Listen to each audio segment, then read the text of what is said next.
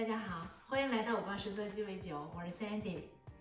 今天呢，我们不调酒，来聊一聊我的第一份调酒师的工作被炒鱿鱼的经历。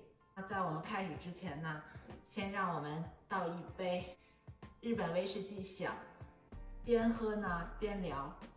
这款呢日威呢是我的入门级威士忌响呢，在我看来非常适合女生入门级喝。我也是在调酒的过程当中呢，开始慢慢接触呢威士忌，也慢慢喜欢上威士忌的。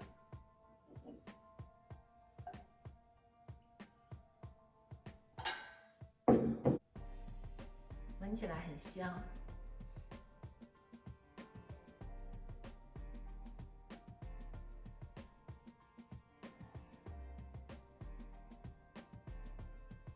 有一种杏仁、干果、可可的香味，入口呢也非常柔顺。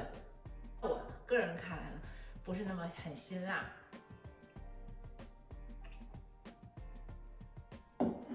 说起我第一份酒吧调酒师的工作呢，要从这场历时2年多的疫情说起。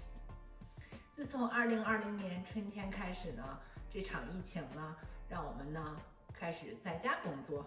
在家工作可能是很多职场打工人的 dream 的工作。2020年3月开始呢，我就在家工作。刚开始呢，在家工作无比兴奋呢，哎呀，有了太多的业余时间了啊！每天可以中午的时候出去走1个小时，也不用担心同事、老板找你。可是待着待着呢，突然就觉得，太多的空闲时间了，也不能到外面酒吧里去喝酒啊，到餐馆去吃饭呢。那对于我一个喜欢喝酒的人，怎么办呢？我去年呢，我就开始呢学习起调制鸡尾酒。大家也可以从我的视频看到这款 Tequila Sunrise 龙舌兰日出呢，是我的第一个视频。那调着调着呢，我就接到了一个当地餐馆老板的邀请电话呢，邀请我去他们的酒吧做调酒师。但当时疫情还很严重，家里人也不同意啊，家里因为也有小孩，我先生呢说什么也不同意我到外面去做调酒师。那我就把我这个想到外面去浪的这个蠢蠢欲动的这个心思呢压了下去。又过了几个月呢，我又觉得还是想出去试试。正好呢，我们当地有一家餐馆呢，是一家连锁店，刚刚开业，在招人，我就去面试。没想到呢，还很顺利的拿到了这个调酒师的职位。那当时我就跟他说，我只能做兼职，1周只能做1到2天，因为我有全职工作，还有家里还有2个小孩。经理说行。那幸运的是呢，因为这是一家很正规的餐馆，也是连锁店的，他还给了3天免费的培训，带薪培训啊。在这儿呢，我也学到了很多呢专业的调酒知识。去年9月份，我记得就开始了我的正式的调酒师的工作。虽然每周呢我只是星期天晚上去的，但是呢我还是很喜欢这份工作的。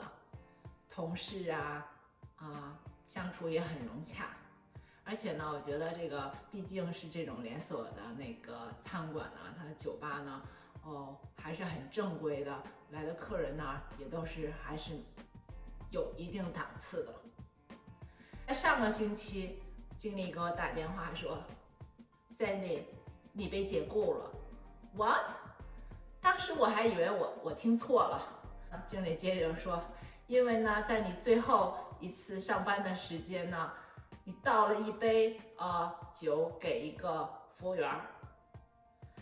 我赶紧解释说酒吧就要关闭，那杯酒呢也是当晚过期，马上要倒掉的，而且那个服务员已经下班了，所以呢，我想倒掉也是浪费。那他正好在那块儿，我就给了他，问他要不要给他倒了一杯。